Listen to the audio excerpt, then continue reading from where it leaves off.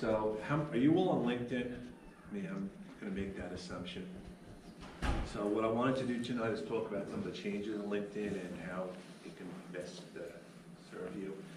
I've been in social media, project manager for many years. What I also do is I'm a career coach at Rutgers University for the New Start Career Network. People who've been out of work for a while, and that's very, very rewarding. I'm at the AMC networks now. I don't know if you've heard of them, Breaking Bad, among others, Mad Men. In their scheduling group, and what I do there is, when you think about all the promos and all the shows that are on TV, someone has to automate them. So we're developing a whole new system to do that. They don't just happen by accident. And we also coordinate all the people that are part of those promos, whether it's the camera people, whether it's the editors. So last year, after being on LinkedIn for many years, I was invited by them to actually be part of their process changes. Many of you who've been on LinkedIn for a while know some of the changes that they make all the time. So besides the group rollout, they're testing events functionality now. So how many of you, before I go further, how many of you are on LinkedIn more than 10 minutes a week? Okay. More than an hour a week? All right, so the one thing... Less than 10 minutes. Less than 10 minutes. I mean, everyone has a different reason for being on LinkedIn, and one of the things I wanted to is bring up tonight some of the basics of what a profile would be. Oops. So, everyone should have these basic components on a profile. There's a picture. Does everyone have their picture on LinkedIn? What they also have in the background is you have the ability to actually have a background picture. Which is another way to kind of market or brand yourself. Most people just use that blue background. You can update that with another picture as well. You just like go on the computer to do that. Well, you would discovered that. What you do is you go on the computer, but you can edit it just like you upload your picture. I tried to do it on my phone, and it was like on the mobile app, it wouldn't let me do it. But you should still, well, you'd have to have access to a picture. If you had access, you could do it. The big thing on your job title, if you don't make a change to your LinkedIn profile, it's going to default to whatever your first job is. So your job title could be what you're looking for. It could be up to 120 characters. It can be multiple positions. It's a way to market yourself. And you can edit that. That's very, very important. The other thing is a summary section. I don't know how many of you actually fill out the summary section in the background. That's the place where you can go keyword crazy. You can put all the specifics there because that's how you can become very searchable. And if you're not sure what to include, one of the things which I always say is if you know what you're looking for, do a reverse search on LinkedIn for the job title and see why those profiles are on the top listing. Sometimes, and you can get ideas from them. There's nothing wrong with stealing, for want of a better word, content ideas. The job history, everyone I know puts the job history there, but they don't necessarily put a lot more. I think there's a lot of people use what's on their resume. LinkedIn is a marketing tool, so don't put, when you're in a job, don't put down what you did that's on your resume. Put the things that are quantifiable to market yourself, to kind of make yourself more specifically relatable, because there are lots of project managers there are lots of accountants, there are lots of other people. You have to have something very specific to set yourself apart. Recommendations, very important too. Not the endorsements, but you want to have people in your network recommend you and recommend them. It's also a way to get back in touch with people. If you've been lost touch with people, then reach out to someone and either recommend them or just suggest that they recommend you. And don't be afraid to give them some ideas as to what to write. They're not sure. And then you can actually include that to your profile. And volunteer experience, I think, is a really big one. It does not get... close the door if that's okay, guys. maybe just leave it open to question. Volunteer experience is great to put on your profile as background. If you're either in between jobs or you want to make more out of it, put your volunteer experience, because you can put other skills on there that are related to what you might be doing. So And these those are some, skills yes. would be, those skills would be searchable also, like the skills. Everything on LinkedIn is Everything's searchable. searchable. The more, one of the best analogies I was given was someone who was an office manager, They did not put down Microsoft Office, they did not put PowerPoint, they didn't put the words on there, so when a recruiter was trying to do a search for those specific skills, that person never showed up. Don't assume that the skills that someone's looking for, put everything down. Don't assume they know what to look for. You want to make it easy on them. Yes?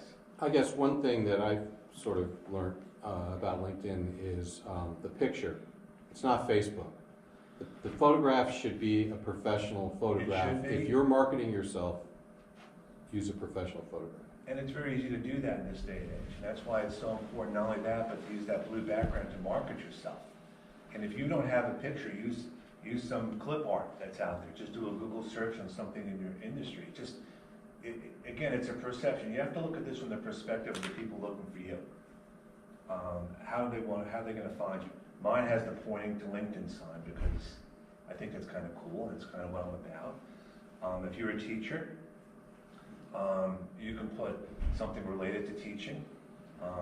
Well, I'm looking for to try to increase my tutoring business. So that's what. Your what? Increase my tutoring business that I do So outside. then what you want to do, well, which I'll talk about in a little while, you want to actually share content and write articles that are related to that. You should, if you're a teacher and you're doing tutoring, that should be some of the things that you put on your profile. Because if you don't mention that you're looking to tutor, how would I know that? I mean, you can't make that assumption. Mobile is also where the focus on LinkedIn is now, more than on the desktop. Most of the changes, even in this room, think about it, you're going to be on a mobile device, whether it's a tablet or a phone, more, yes. I was wondering if we could go back one slide, Lyndon? Of course. Oh, one more back. Yep. So the picture, the dimensions of the picture, is it 400 by 400 pixels for the picture? I'm pretty sure it is, but if it's, LinkedIn will tell you when you upload it if the picture quality is not good.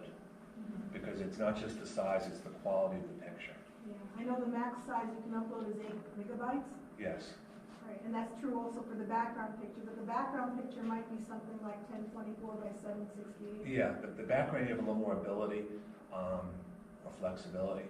Yeah. Yeah. Now, if you upload a higher quality picture, LinkedIn will cut it down to size. Yes. Yeah. So you're okay. And you can always crop the picture out there when you do it. I mean, you can crop it if it has to be, And the thing to keep in mind with pictures is what you're putting on LinkedIn on your desktop is also going to be on mobile, and it's a much smaller screen.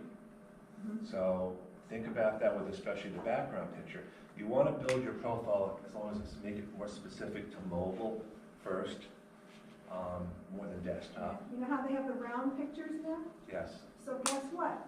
In Office 365, those round pictures are now coming in as icons for when you're the sender of a message or whatever. Yes. You're going to see that round picture there too. Integration is coming in now. And that's because LinkedIn was purchased by Microsoft, so they're bringing a lot of interfaces in there. Now, for the job title, I teach, and my students, the last thing that they have, the most recent thing on their resume, their resume LinkedIn profile, is that they're a student at ICD. And what happens when they first establish their profile on LinkedIn, it automatically defaults the job title or the headline or tagline, as it's also known, to say student at ICD.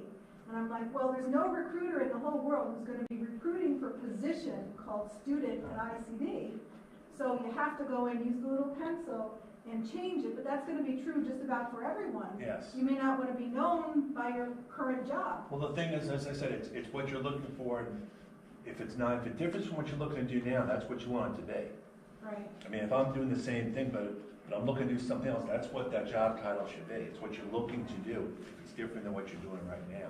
So I have like 120 characters there to play with, and Yes. maybe I can see 40 on mobile. No, 120 you can do on both. You can go up to 200 actually, I think, on desktop. You might be, 200. but just make it 2 or 3 words, a dot, 2 or 3 words, or a hyphen. Just go put I all. like that vertical divider to separate things. And one thing in the summary section you should probably think about: put your email address in the summary section. Don't assume. It's a good thing. Like, I can be reached out in the email there, because if they don't connect with you, at least they have a way to contact you. Aren't they filtering What? email addresses? Isn't LinkedIn filtering email addresses? But that's when you download the contacts. If you No. put an email address in your summary section, that's gonna be there. It's just text. It's just text. It needs to be tested. No, Okay, go right it's, ahead. I'd like to see if it's. Well, there are text filters that can figure out what an email address is, yeah. but you could always obfuscate it. You can try. You're not supposed to put your email address in the job title, you're not supposed to put it as your name. LinkedIn will flag you for that. But if you put it in the summary, it's okay. Summary, I think I've seen it in people's summaries. it's in mine, it's in a lot of people, yeah. Oh, Do you Yes. recommend like a Gmail email address or like Well, online? this is what I'll say. It's owned by Microsoft. If someone puts an AOL email address, I there's know. a perception, I know, it's, you know, there's a perception that that person, it's all age It's related, the- by my it's age younger related. students, I mean, Yeah, I always teachers, suggest so- having a separate email for job search also. So you can kind of coordinate better, or whatever for your business. Let me say something about email addresses. I've used LinkedIn for marketing for a long time. You really want to use an email address that you are actually going to look at the emails. Because otherwise, why bother? So it should be a current email address. Now, it could be a separate one that you have forwarded, so you have some control. And people do use LinkedIn more and more for marketing now, where they're subjecting you to unwanted messaging.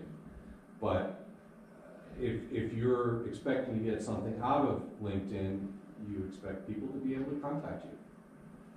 So like I have Opt Online, but I do have access to jen.richterra.jen@richterra. But I don't, I can forward like, that's like. But the advantage to having a Gmail address is, let's say you're on Opt-online, you lose, and you're not going to be on Opt-online anymore. Mhm. Well, your Gmail will go with you anywhere. Which is an advantage too of the for Rensselaer folks who have the email for life address. It's a forward only address. You can use that, and no matter where you point it to, you'll always get it. So mine's michelle@alum.rpi.edu. I know you're able to forward it. I am not. So I'm not sure that that's true of everybody. Yeah, mine gets forwarded to my Gmail. Does it? But Okay. you could always you can always have two email addresses where you're more associated with your LinkedIn account. Yeah, you So can have multiple. You can have multiple, and so One is primary. one is primary, you can always switch, and, make sure, if you don't use a work email address if possible, because if by some chance you're not there anymore, and the email address is there, you can log in, but that's about all you can do. True. Is there any tips you have for creating that summary section? It's like, Well, shortcuts.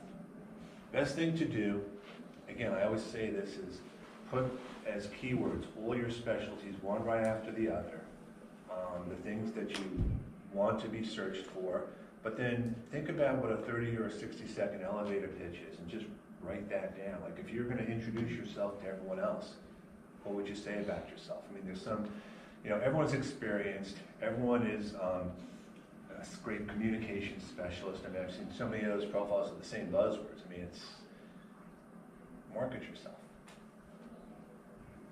I have a kind of tip that I tell my students when they develop their summary section, because it's kind of hard to sit there and come out blah, with the whole thing, the whole summary section all at once. So I tell them, go look at all your experiences, and in each, or job history, as it listed there. And for each one, pick out like one or two major accomplishments if you have them, and then that's what you're going to roll up into the summary. So each of those, first do the job history section, Yeah. and it just makes it smaller to attack that way, one thing at a The time. thing to keep in mind is all this stuff, you don't have to get this done in a day. I mean, just to build to it. I mean, the most important thing is building out the job history, the summary section. Have a strategy for it. When I go to another slide, there's a way to make yourself searchable for recruiters and the like. You have to change settings for that. And you also don't want to let your network know every single time you're making a change to your Yeah, that's profile. important. Oh my God, that's so annoying. Yeah. Because think about it that way. Yeah. So let's say that you have a skill, like, I don't know, data analysis. Let's take a skill. So then you can mention your specific software. Data analysis area, so is there certain software that you use? Is there certain technical stuff related to that? Because when recruiters are out there, they're searching for specifics.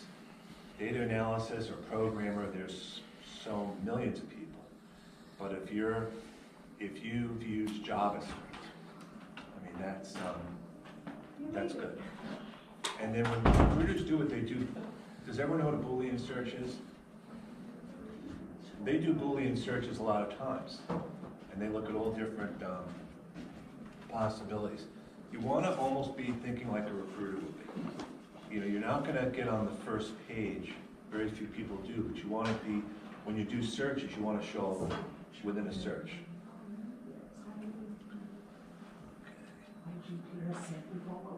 So, among the changes, they're bringing back functionality. They're always rolling out the changes. They're rolling up something, they just have something called job-specific notifications that you'll get sent. So based on your profile, they will send you jobs that just get posted on LinkedIn, and you'll get this message. They've started testing a calendaring feature on mobile, which I think is kind of cool. The way it works is if you're in a meeting like this, and you want to set up a time to talk, you can schedule a meeting on the calendar, and it'll connect to your Google Calendar, connect to their Google Calendar, so that you can actually have a meeting instead of following up after.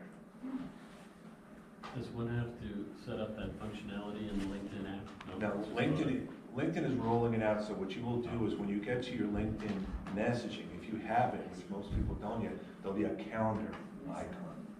When you select down the calendar icon, it'll say, who do you want to meet with? And you'll do a search on who you want to meet with, and then it'll suggest times, kind of like when you do like a meeting in Outlook or something. And then it'll send the person, and they'll either accept it or not. That's something that hopefully will come by the end of the year, but it's a really cool thing. Yeah. And We of have course, to set permissions for that to allow LinkedIn to access the calendar, allow the calendar to bring in data from LinkedIn. well, by default, you're going to give it access to everything unless you tell it not to. So even with Outlook, at work, we have Outlook online, and anyone who is on Outlook, automatically they get the LinkedIn icon if they're on LinkedIn. So when I call up their contact information, I can see that they're on LinkedIn, because that's Outlook 365. That's Okay, so actually they push that out to you that way because it isn't necessarily how it comes. no, it might be it's a company decision in some Right. cases. So I guess they're not going to integrate with Google Calendar. Yeah, Well, it will. They will. I mean, these are two different things. I guess if Google's smart, they'll allow that integration. Yeah. Well, Outlook integrates with Gmail, so why wouldn't? Yeah, it's Yeah. so. As an example, this is how you would change the settings. On your drop down, there's an area where it says settings, and under privacy, job seeking preferences, these are the things that you can. And there's dozens of settings. I could go through 2 or 3 4-hour presentation on every setting. So that's something we should really. But what you want to do one day is go to all your settings. There's account, privacy, ads, communications. You can block ads. You can block communications. But when you block ads, they're still gonna show you the same number of ads, that just won't be related to what you're interested in. Right. You have a certain amount of control. I think, and again, I'm happy to have a presentation to go through the settings, but that's going to be, a lot of this is easy to do when you're actually on the screens themselves. This is a big one. Let recruiters know your open opportunities. Make sure that is yes if that's the case. Because the default, I think, is no. Yeah, and that one's so important, it shows up in your dashboard. Right. Okay. So again, it's the yes. Each of those, when you select change, it's going to come up with that yes or no. Every time. You select change, and then it will say yes or no on every setting that you have. What do they all default to? The default is going to be no unless you tell it that you want it to. On just about everything. I didn't know that because I thought it defaulted to some of them anyway, yes. Well, most of them, again, LinkedIn has had a lot of privacy issues. A lot of complaints are about how LinkedIn is using data, so they've erred on the side of caution, and they've said a lot of no's. It used to be if you download your connections from LinkedIn, you would have the email addresses. That's not the case anymore. If you download your connections, you just get first name, last name, no email addresses. So if you haven't done that in a while, that's going to be a shock. The only way you can email address is if someone says on their profile, you can see my email address. So if you have 1,000 connections, 1,000 people would have to say yes. That's why it's so important to have an email address in your summary section. So what you want to do is, stay updated, keep track of what you're going to be doing using LinkedIn for. Now, these are the things which are probably the most important things that I wanted to really talk a lot about tonight. Using Find Nearby is a really cool thing. I don't know if you've actually all used it or not, or know what it is. I haven't had much success with it, like one time somebody was on. Well, if everyone goes on LinkedIn in the class, here in the discussion, you will see everyone in the room who's on LinkedIn, and you can connect with anyone as an exercise. So if anyone wants to do it, So where do we? first you go to your home page, you've got the two, on the bottom there you've got the home, and then you've got the two people next to it. Yeah. So if you select the two people, you should have a Find Nearby at the top. Mine is off. Well, it's off by default. Okay. And when you select it, LinkedIn will ask if they can access your Bluetooth. So if you say yes, Hold on. So you press that and then up here it What? says find. Wow. You have to click. so Find Nearby, and all the people that are on there will be. I don't have Oh, any yeah, I Find see Nearby. everybody. Are you on the app or on the web? On the app. On the app. What's your history? Oh, see yeah, everybody. 4 I see people. everybody. Oh, it asked you and you. I thought I said you. So the point is that this is- Give the edits. This is a really cool exercise when you have a lot of people in a room. It's not. David, I just invited you. Oh, cool. I mean, it's helpful if you don't know everyone in the room and you have a lot of people you want to try to meet them. That's a good thing to do. Cool. Yeah. It is on your YouTube, it's on. The other thing is, How come it only has 4 people though? because only 4 people are on LinkedIn here. Okay. Ah, really? That's weird. I mean, when I was at LinkedIn headquarters, Oh, there it's were in your 100 settings. people You must when we have did the test. Bluetooth. I don't know. It's not. The other thing is, if you don't want to connect with someone, you can follow them. It's a nuance. Basically, it means you're not going to get all the information from them. It may be someone who's got too many connections. After 30,000 connections, you can't connect with that person, but you can still follow them. Google Alerts, and this is what I alluded to before content. If you want, I always think you should share content. If you don't know what to find, go on Google Alerts, create content based on keywords. So tutoring, you type the word tutoring, Right. get a Google Alert, and every day you'll find any article from Google about tutoring coming to your box, and you can get content that way by whatever keywords. Oh, And then you're sharing the article. Then you would share the okay. Oh, article. that's a huge, I totally get Then you can share the article and put some comments as to why the article is relevant. But if you don't know where to look, because LinkedIn is not really a great place to search for stuff, just set up a Google Alert. Updates, this is a big one. Time, whatever you do on LinkedIn for best visibility. Think about it this way. Most people come into the office on Monday morning. They're not, until they get to the swing of things, it's a good time to get the updates out there, have them prepared on Sunday night or Friday afternoon or the weekend. Because during the week, most people who are on LinkedIn, myself included, we don't really think much about actually going on the network and finding things. And it's important to plan the updates in advance as much as possible. So if you have articles, get 4 or 5 articles together. Perfect example, May 5th is Cinco de Mayo. Lots of articles on Cinco de Mayo. Right. Could be different types of articles. Could be about being careful, watch out for drunk drivers. I mean, just whatever is related to that. May 4th is May the 4th be with you. So know, you wanna do a Star Wars thing, I mean, and these are just things that, you know, June 6th, D-Day, whatever, this maybe, next week is actually National Small Business Week, I think. So there are gonna be a lot of great ways to promote. So any of you who have a business, just, it's National Small Business Week. Here's an article, by the way, I do this and I do that.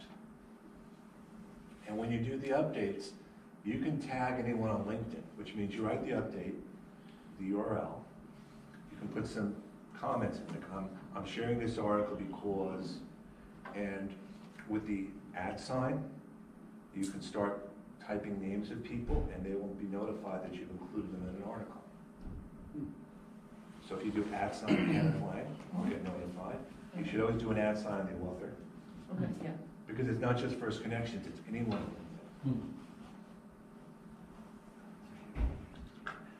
If someone likes your post, I would connect with them too. Again, it's all about a conversation. When you connect, personalize the connection request. Mention why you're connecting with them. When they accept the connection request, send a follow-up, thanks for connecting, and some call to action. Let's meet for a cup of coffee, or how can I help you, or something along those lines. And writing original posts is really great. What no one really knows, myself included, is how LinkedIn's algorithm works. As to, basically, pictures and video are the best in terms of exposure, and the least relevant, believe it or not, is connecting with people, because everyone does it. Not as many people post articles, not as many people, you can actually put a video up there, you can do a link to a YouTube video or something, same way. LinkedIn relies on everyone in the network to build out its content. You know, we're all the people driving content. Without us, there'd be no LinkedIn, although they don't necessarily see it that way, with all the changes that they make. Well, LinkedIn actually started to roll out the ability to have live content just like Facebook. I've actually seen that working there. The other thing I would say is that all these companies that are on LinkedIn, follow the companies that are on LinkedIn that you want to either work at or something. There's all these company pages, and then you'll get notified of changes there.